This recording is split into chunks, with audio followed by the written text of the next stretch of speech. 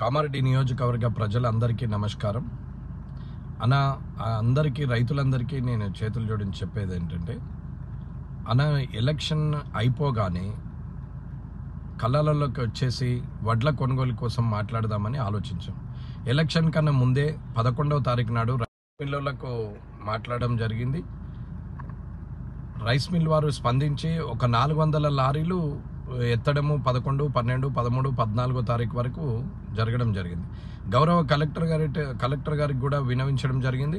ఒక లెటర్ కూడా పెట్టడం జరిగింది. ఎలక్షన్ కమిషన్ పర్మిషన్ తీసుకోండి, ఎఫ్సిఐ వాళ్ళతోని, సివిల్ సప్లైస్ వాళ్ళతోని, రెవెన్యూ డిపార్ట్మెంటు, డిప్యూటీ తహసీల్దార్లు, ఆర్డీఓ, హాకా వాళ్ళు, అట్లాగే మార్క్ఫెడ్ వాళ్ళు, అట్లాగే ప్యాక్స్ సెంటర్ అంటే సొసైటీ సెంటర్ వాళ్ళు, డ్వాక్రా కొనుగోలు సెంటర్లు, అలాగే హెచ్ఎన్టీ కాంట్రాక్టర్లు, లేబర్ కాంట్రాక్టర్స్ వ్యాగన్లకు ఎక్కిచ్చే వరకు టోటల్ ఎంతమంది ఉండాలా? వేర్ హౌస్ గోడౌన్ల నుంచి స్పేస్ ఉన్నది లేదు. ఈ వడ్లను తీసుకెళ్లి ఎక్కడ పెట్టాలని రైస్ మిల్ వాళ్ళు మాట్లాడుతున్నారు. ప్రభుత్వం వారు తీసుకోవాల్సినటువంటి ప్యాడీని ప్రభుత్వం తీసుకోవట్లేదు అనేది వాళ్ళ వాదన. మీ కలెక్టర్ గారితో మాట్లాడడం జరిగింది. వాళ్ళకు జాయింట్ కలెక్టర్ చంద్రమోహన్ గారితో కూడా మాట్లాడడం జరిగింది.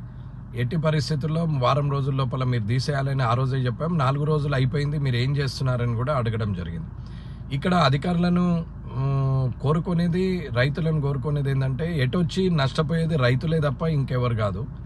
రాజకీయంగా మేము బాగుంటాం, అధికారులు మీరు నెలకు జీతాలు వస్తే మీరు కూడా బాగుంటారు, కానీ రైతులు ఇబ్బంది పడే పరిస్థితి వచ్చింది. కాబట్టి ఎట్టి పరిస్థితుల్లో ఈ 4 నుంచి 5 రోజుల లోపల మీరు మొత్తం వడ్లు లేపాలనేది నేను అధికారులను కోరుకుంటున్నాను.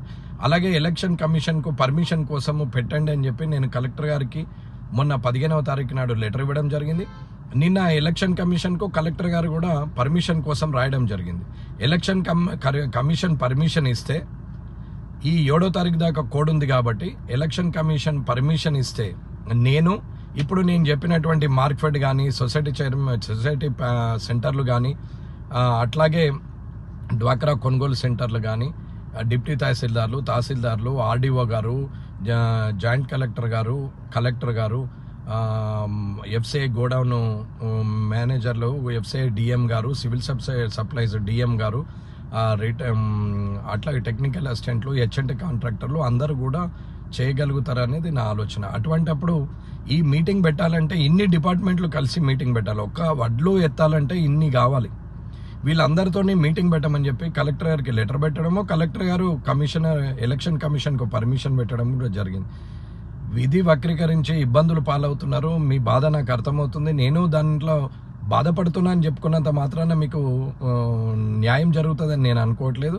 కాబట్టి ఎట్టి పరిస్థితుల్లో గౌరవ కలెక్టర్ గారు ఒక 40,000 మెట్రిక్ టన్స్ని వేరే జిల్లాలకు పంపించడానికి కూడా లెటర్ పెట్టడం జరిగింది. దానికి అప్రూవల్ కూడా రావడం జరిగింది. నాకు తెలిసి 2-3 రోజుల్లో వేరే జిల్లాలకు కూడా 40,000 మెట్రిక్ టన్నులు వెళ్ళిపోతుంది. ఇక్కడ ఉన్న రైస్ మిల్లు కూడా ఇంచుమించుగా ఇంకొక 40,000 మెట్రిక్ టన్నులు తీసుకుంటే ఈ జిల్లా మొత్తం క్లియర్ అవుతుంది. ఒక్క కామారెడ్డిలోనే ఇంకా 40,000 ఉంది. మనది తీసుకుంటారని అనుకుంటున్నాను. దయచేసి అందరూ అర్థం చేసుకోండి.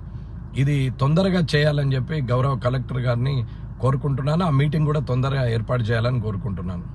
జై హింద్, జై భారత్, జై కిసాన్.